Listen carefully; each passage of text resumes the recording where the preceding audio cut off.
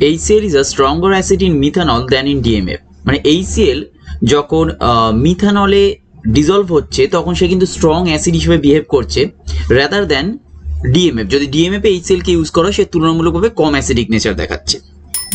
এটা কেন? আর তাছাড়া এই HCl যখন মনে করো আমরা মিথানল ইউজ করছি বা DMF ইউজ করছি, এই যে সলভেশনটা হচ্ছে বা সলভেশন এনার্জিটা এখানে যে কাজ করছে সেটা কার কার উপর ডিপেন্ড করছে সেটা আমাদের জানতে হবে। চলো তাড়াতাড়ি জেনে নেওয়া যাক। আর ভিডিওটি যদি ভালো লেগে থাকে তাহলে অবশ্যই ভিডিওটিকে লাইক করবে আর চ্যানেলটিকে সাবস্ক্রাইব করবে।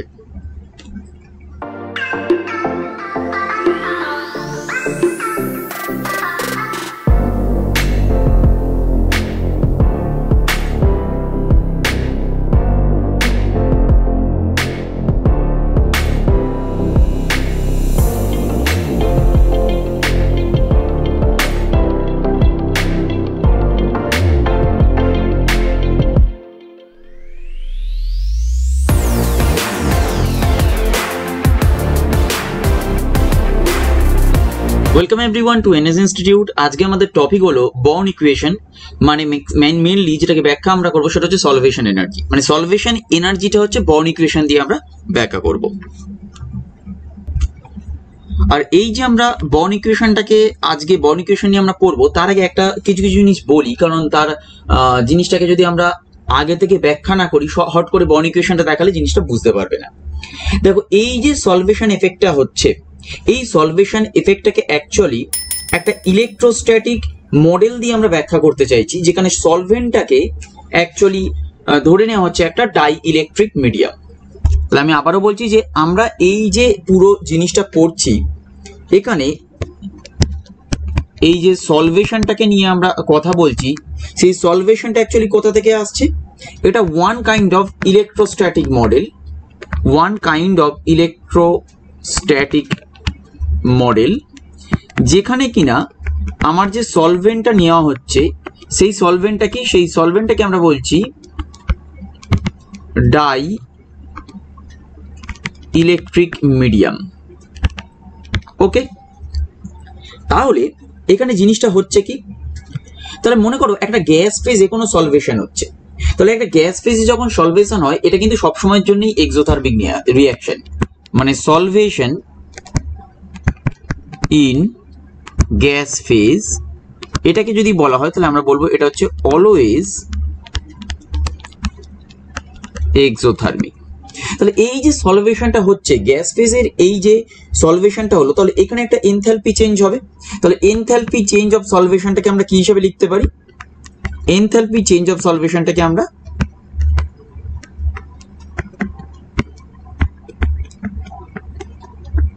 ডেল সলভেশন অ্যান্ড এইচ দিয়ে আমরা লিখতে পারি। ডেল সলভেশন এইচ দিয়ে লিখতে পারি, অথবা ডেল সলভেশন এইচ এখানে জিরো দেওয়া যেতে পারে, হ্যাজ না দিয়ে এখানে তোমরা জিরো দাও, ডেল সলভেশন এইচ জিরো দিয়ে লিখতে পারি।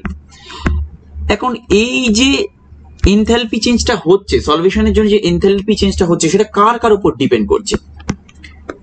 যেরকম রেডিয়াই অফ আয়ন এর উপরে ডিপেন্ড করবে, কারণ যদি আয়নটা ছোট হয় আমরা সবসময় জানি, তাহলে সেক্ষেত্রে আমার সলভেশনটা ভালো হবে। সেকেন্ড কি, আর কি হতে পারে? এখানে যে সলভেন্টটা আমরা ইউজ করছি সেই সলভেন্টের রিলেটিভ পারমিটিভিটির উপর ডিপেন্ড করবে।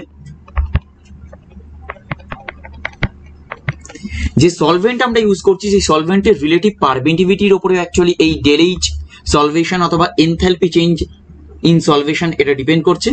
আর একটা জিনিসের উপরে খুব স্ট্রংলি ডিপেন্ড করে, সেটা হচ্ছে স্পেসিফিক টাইপ অফ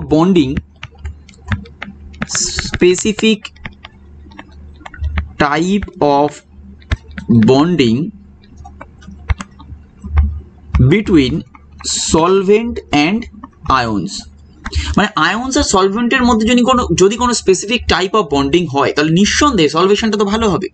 তাহলে এই যে সলভেশন এনার্জিটা তাহলে তিনটে জিনিসের উপর ডিপেন্ড করছে: রেডিয়াই অফ আয়ন, সলভেন্ট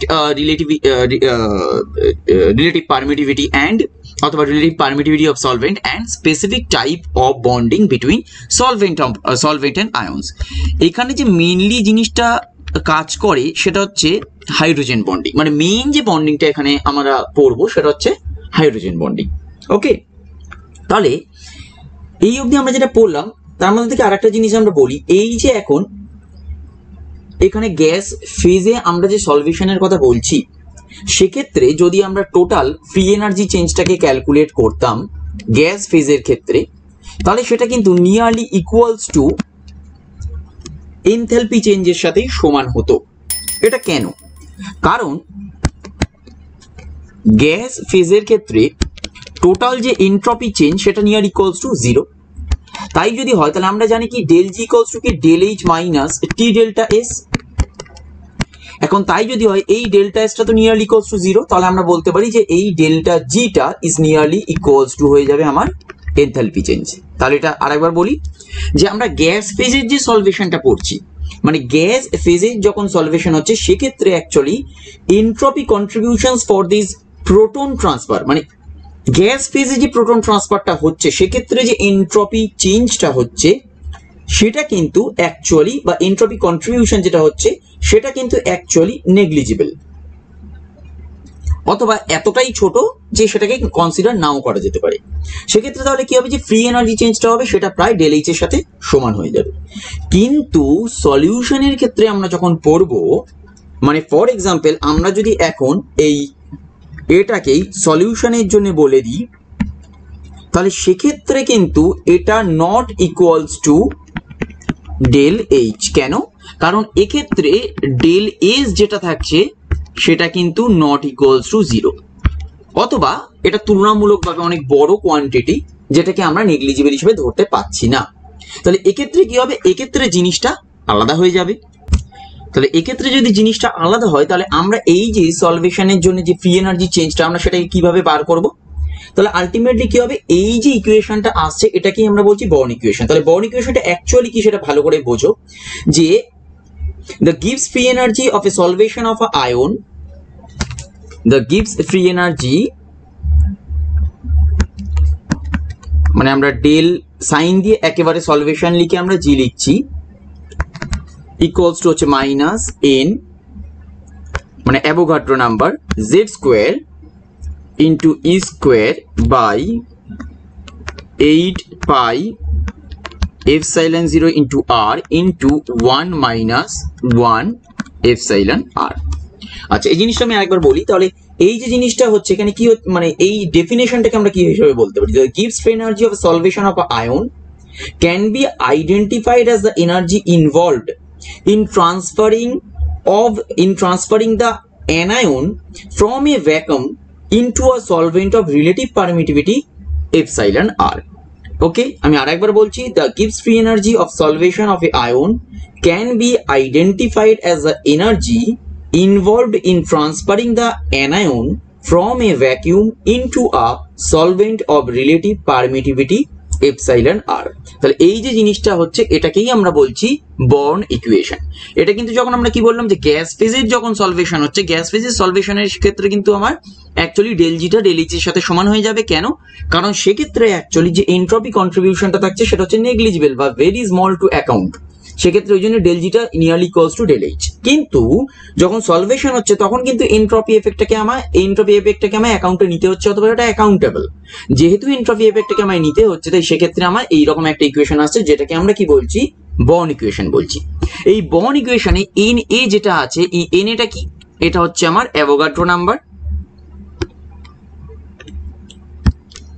এই জেড স্কোয়ারটা কি, অথবা জেড কি, জেড হচ্ছে চার্জ অফ দ্য অ্যানায়ন, ই হচ্ছে ইলেকট্রনিক চার্জ, আরটা কি radii of that ion, and এই যে এপসাইলন আরটা কি, এটা হচ্ছে relative permittivity of the solvent being considered. যে সলভেন্টটাকে নিয়ে আমরা এখন সলভেশনের কথা বলছি, যেরকম আমরা প্রথমে বলেছিলাম যে HCl ইন মিথানল, তাহলে সেক্ষেত্রে মিথানলটা হচ্ছে আমার কি সলভেন্ট, তাহলে সেই ক্ষেত্রে কি হবে মিথানলের রিলেটিভ পারমিটিভিটি। এখন যদি আমার সলভেন্টটা H2O হয় তাহলে কি হবে H2O রিলেটিভ পারমিটিভিটি। এখানে যে সলভেন্টটাকে নিয়ে আমরা কাজ করব সেই সলভেন্টের রিলেটিভ পারমিটিভিটির ভ্যালু আমরা এখানে বসাবো। আচ্ছা, এবারে একটা জিনিস দেখো, এখানে Na এটা কি একটা কনস্ট্যান্ট টার্ম, ভেরিয়েবল টার্ম কি কি, এখানে জেড স্কোয়ার যেটা আছে এটা হচ্ছে আমার ভেরিয়েবল টার্ম, ই কনস্ট্যান্ট, আমার এখানে আর কি, আর হচ্ছে আমার ভেরিয়েবল টার্ম, অ্যান্ড এপসাইলন আর হচ্ছে আমার ভেরিয়েবল টার্ম। তাহলে এখন এই যে জেড স্কোয়ার বাই আর, এই অল ওভার এই টার্মটাকে, জেড স্কোয়ার বাই আর এই অল ওভার এই টার্মটাকে আমরা অ্যাকচুয়ালি জাই বলি।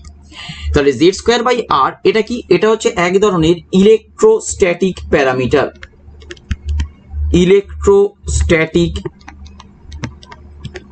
প্যারামিটার। তাহলে ভেরিয়েবল টার্ম কি কি হচ্ছে, জেড স্কোয়ার বাই আর এটা হচ্ছে একটা ভেরিয়েবল টার্ম, আর এপসাইলন আর হচ্ছে আমার একটা ভেরিয়েবল টার্ম। তাহলে জেড স্কোয়ার বাই আর এটা সম্মিলিতভাবে আমরা একটাকে মানে এটাকে জাই দ্বারা মানে জাই দিয়ে ব্যাখ্যা করি, এবং এটাকে কি বলা হচ্ছে এক ধরনের একটা ইলেকট্রোস্ট্যাটিক প্যারামিটার।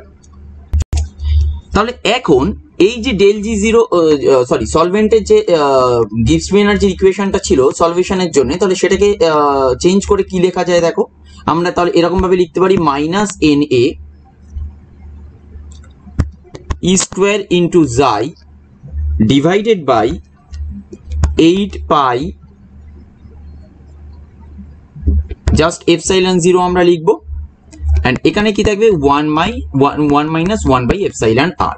এবং এটাও আমরা বলতে পারি যে এই ডেল সলভেশন জি জিরো তাহলে প্রপোর্শনাল টু কি হচ্ছে জাই, এটা তো আমরা বলতে পারি। তাহলে এখন কি এইটা বোঝা যাচ্ছে যে তাহলে কোনো একটা পার্টিকুলার ছোট আয়ন আর যদি হাই চার্জ থাকে, মানে তার যদি চার্জ ডেনসিটি বেশি হয়, তাহলে সেক্ষেত্রে কি হবে, সেক্ষেত্রে এই যে গিবস ফ্রি এনার্জি অফ সলভেশনটা এটা অনেক বেশি হবে, এবং সে তাহলে কি হচ্ছে, সে পোলার সলভেন্টে স্টেবিলাইজড হচ্ছে, তাই তো।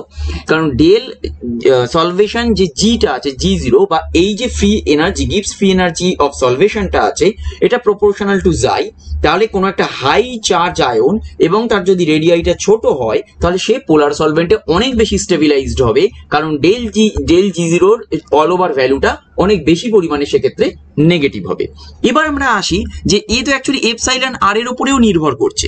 তাহলে এপসাইলন আর এর উপরে কিরকম ভাবে নির্ভর করছে দেখো, এপসাইলন আর এর উপরে কিন্তু নির্ভর করছে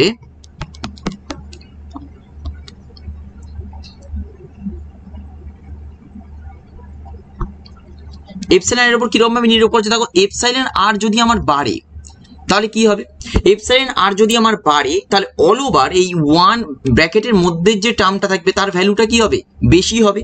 আর এপসাইলন আর এর ভ্যালু যদি কমে তাহলে ব্র্যাকেটের মধ্যে এই যে টোটাল ভ্যালুটা হবে সেটা কি হবে, কমে যাবে। তাহলে এপসাইলন আর এর ভ্যালু যদি বেশি থাকে তাহলে অল ওভার কি হবে, ডেল জি জিরোর মান বাড়বে।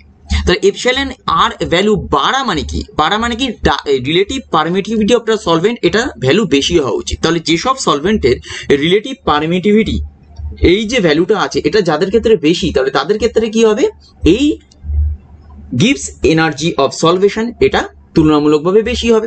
যেরকম ফর এক্সাম্পল ওয়াটারের ক্ষেত্রে আমরা বলতে পারি, কারণ ওয়াটারের ক্ষেত্রে এপসাইলন এর ভ্যালুটা কি, এটা হচ্ছে 80, কারণ যেগুলো পোলার সলভেন্ট আছে তাদের সবারই relative permittivity of the solvent এগুলো সব হায়ার ভ্যালু। তাহলে সেক্ষেত্রে কি হবে, সেক্ষেত্রে আমার গিবস এনার্জি অফ সলভেশন এটা বেশি হচ্ছে। তাহলে আলটিমেট এই গিবস এনার্জি অফ সলভেশন কাদের ক্ষেত্রে সব থেকে বেশি হচ্ছে, কোনো একটা পোলার সলভেন্টে যখন ছোট একটা ion with high charge dissolve হতে যাচ্ছে তাহলে তার সলভেশন এনার্জি এক্ষেত্রে বেশি হবে। তাহলে ফর এক্সাম্পল আমরা কি বলতে পারি যে এইচ এ মনে করো একটা অ্যাসিড, তাহলে তার অ্যানায়নটা কি হবে এ মাইনাস, তাহলে এ মাইনাসটা একটা পোলার সলভেন্টে হাইলি স্টেবিলাইজড হবে। কারণ যদি এক্ষেত্রে এটা মনে করো একটা ছোট আয়ন হয় তাহলে সেক্ষেত্রে কি হবে, ছোট আয়নের জন্য টোটাল যে ডেল জি জিরো অথবা গিবস এনার্জি ফর সলভেশন যেটা সেটা অনেক বেশি পরিমাণে হয়ে যাবে বা তার ভ্যালুটা অনেক বেড়ে যাবে, তাই এ কিন্তু পোলার সলভেন্টে স্টেবিলাইজড হচ্ছে। ঠিক একই রকম ভাবে আমরা আর একটা বলতে পারি যে ফর এক্সাম্পল ধরো এইচ বি প্লাস, বা মনে করো এইচবি প্লাস না নিয়ে আমরা নর্মাল শুধুমাত্র বি ভাবছি। বি হচ্ছে একটা ধরে নাও একটা নিউট্রাল বেস, তাহলে বি যদি নিউট্রাল বেস হয়, এই যে গ্যাসিয়াস মিডিয়াম আছে মনে করো গ্যাস ফেজ আছে, গ্যাস ফেজে কিন্তু সে এতটা বেশি প্রোটন অ্যাফিনিটি দেখাতে পারবে না, কিন্তু এ যখন সলভেশনে চলে আসছে তখন কি হচ্ছে, সলভেশনে যদি চলে আসে তাহলে কিন্তু টোটাল আমার ডেল জি জিরো সলভেশন এটা কি হচ্ছে, এটা আমার নেগেটিভ চলে আসছে। এবং নেগেটিভ কিভাবে আসছে, due to formation of BH plus, কারণ প্রোটনেশন হচ্ছে, তাহলে সেক্ষেত্রে কিন্তু অনেক বেশি স্টেবল হচ্ছে। এই জন্য আমরা কি বলতে পারি, এই যে নিউট্রাল অ্যাসিডটা আছে সে কিন্তু গ্যাসিয়াস মিডিয়ামে তার প্রোটন অ্যাফিনিটি কম, ওয়েদার পোলার সলভেন্টে কিন্তু তার প্রোটন অ্যাফিনিটি অনেক বেশি হবে। কেন, কারণ পোলার সলভেন্টে সে কি হচ্ছে, due to the solvation it become stabilized. আর ঠিক একই কারণেই অ্যাকচুয়ালি কি হয় দেখো, NH3 অ্যাকচুয়ালি কি, NH3 হচ্ছে বেস, তাহলে এর কি একটা প্রোটন অ্যাফিনিটি আছে, তাহলে প্রোটন অ্যাফিনিটি মনে করো যখন গ্যাস ফেজে আছে তার সাথে আমরা কি কম্পেয়ার করছি, তার সাথে আমরা কম্পেয়ার করছি সলভেশনের, গ্যাস ফেজ আছে ভার্সেস আমরা কি করছি, সলভেশনে করছি। তাহলে যখন গ্যাস ফেজে আছে তাই সে একটা পার্টিকুলার প্রোটন অ্যাফিনিটি দেখাচ্ছে, কিন্তু যখন সলভেশনে আসছে কি হচ্ছে, সলভেশনে আসার সময় কি হচ্ছে, সে NH4 প্লাস করছে। তাহলে NH4 প্লাস আয়নটা যখন হচ্ছে তাহলে কি হচ্ছে, এ অনেক বেশি স্টেবিলাইজড হয়ে যাচ্ছে due to in that polar solvent, due to its presence in the polar solvent. আর সেক্ষেত্রে কি হচ্ছে, টোটাল যে এনার্জিটা আছে আমার, মানে free energy due to the solvation, এটা কি হচ্ছে, হাইলি নেগেটিভ হচ্ছে। তাহলে সেক্ষেত্রে আমরা কি বলবো যে NH3 মনে করো গ্যাস ফেজে যতটা প্রোটন অ্যাফিনিটি ছিল, অ্যাকচুয়ালি কিন্তু NH3 proton affinity in the solution or in the due to the solvation NH4 plus ফর্মের জন্য অনেক বেশি স্টেবল হচ্ছে, এবং এফেক্টিভ প্রোটন অ্যাফিনিটিটা তাহলে কি গ্যাস ফেজের থেকে অ্যাকচুয়ালি তুলনামূলকভাবে পোলার সলভেন্টে তাহলে অনেক বেশি হবে। তাহলে গ্যাস ফেজে ভার্সেস যদি আমরা বলি এখন পোলার সলভেন্ট, তাহলে আমরা কি বলবো, গ্যাস ফেজে কিন্তু এর প্রোটন অ্যাফিনিটি কম, কিন্তু পোলার সলভেন্টে এর প্রোটন অ্যাফিনিটি বেশি। কেন? কারণ পোলার সলভেন্টে কি হবে, এ NH4 প্লাস ফর্ম করতে পারছে, NH4 প্লাস ফর্ম করার জন্য কি হলো, due to the solvation it is becoming stabilize, তাই এফেক্টিভ যে প্রোটন অ্যাফিনিটিটা সেটা সব সময়ের জন্যই গ্যাস ফেজের থেকে পোলার সলভেন্টে এটা বেশি হবে। কিন্তু একটা জিনিস মাথায় রাখতে হবে, সেটা হচ্ছে এর যে অ্যাসিডিটিটা কিন্তু পোলার সলভেন্টে তুলনামূলকভাবে কম হয়ে যাচ্ছে। কেন? কারণ অ্যাসিডিটিটা পোলার সলভেন্টে কম হওয়ার একটাই কারণ যে পোলার সলভেন্টে due to the formation of NH4 plus তো স্টেবল হয়ে যাচ্ছে, তাহলে এ কিন্তু H প্লাস আর রিলিজ করতে চাইবে না। যেহেতু পোলার সলভেন্টে NH4 প্লাস হিসেবে স্টেবল হচ্ছে, যে তাই ও H প্লাসটা রিলিজ করতে চাইবে না। তাহলে আলটিমেটলি কি হলো, পোলার সলভেন্টে কিন্তু এর অ্যাসিডিটিটা কমে যাবে, whereas গ্যাস ফেজে কি ছিল, অ্যাসিডিটিটা তুলনামূলকভাবে বেশি ছিল। এছাড়া আর একটা জিনিস আমাদের জানতে হবে, সেটা হচ্ছে এখন যে আমরা NH4 প্লাস এর আলটিমেটলি কি হচ্ছে, NH4 প্লাস NH3 থেকে যখন NH4 প্লাস চলে এলো, বা শুধু যদি আমরা NH4 প্লাস নিয়ে পড়ি, তাহলে আমরা কি বলবো যে NH4 প্লাস এর অ্যাসিডিটি অ্যাকচুয়ালি পোলার সলভেন্টে কম এবং গ্যাস ফেজে বেশি হচ্ছে, কিন্তু পোলার সলভেন্টে যেটা কম হচ্ছে সেটা আমরা কি বলছি, due to the effect of সলভেশন।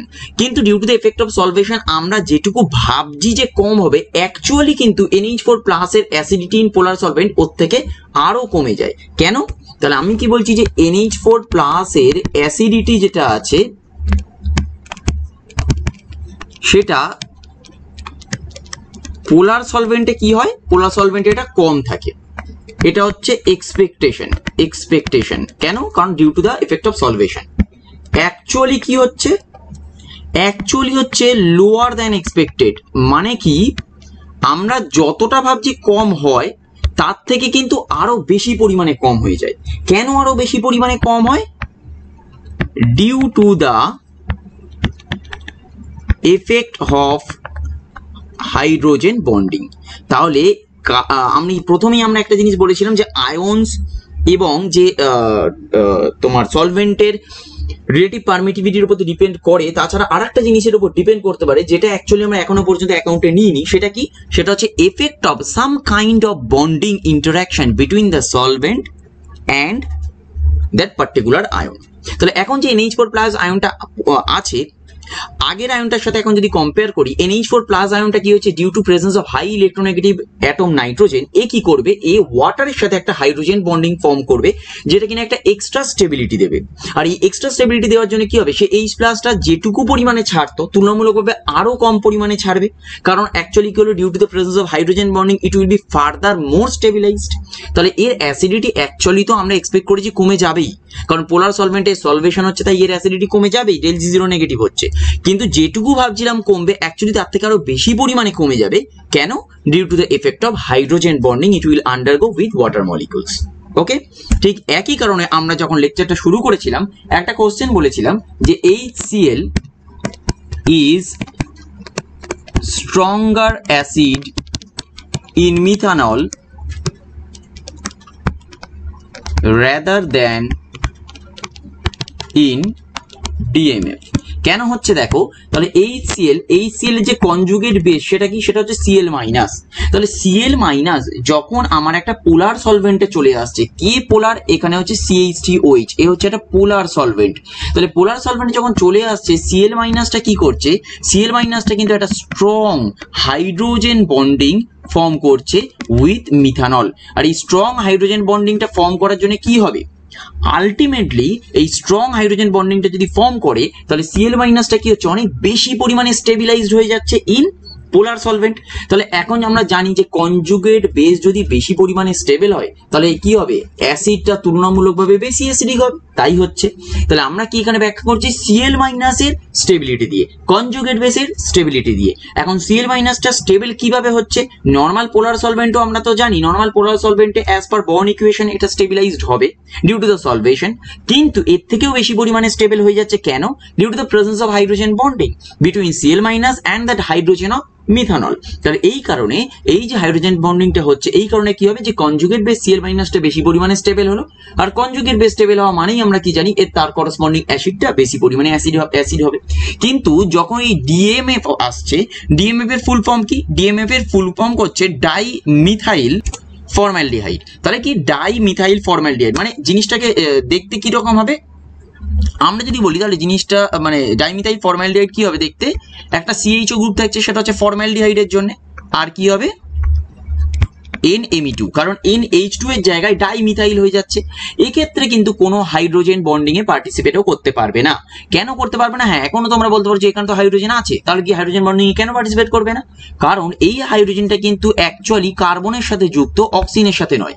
আর যে হাইড্রোজেন বন্ডিংটা কোনো ইলেকট্রোনেগেটিভ অ্যাটমের সাথে যদি যুক্ত না হয়, তাহলে কিন্তু সে হাইড্রোজেন বন্ডিং করতে পারে না। এক্ষেত্রে হাইড্রোজেন বন্ডিং করতে পারছে, কারণ এ কিন্তু অ্যাকচুয়ালি অক্সিজেনের সাথে অ্যাটাচ, মানে একটা ইলেকট্রোনেগেটিভ অ্যাটমের সাথে অ্যাটাচ, তাই সে হাইড্রোজেন বন্ডিং করছে। এই হাইড্রোজেনটা কিন্তু হাইড্রোজেন বন্ডিং করতে পারবে না, কারণ সে কার্বনের সাথে অ্যাটাচড।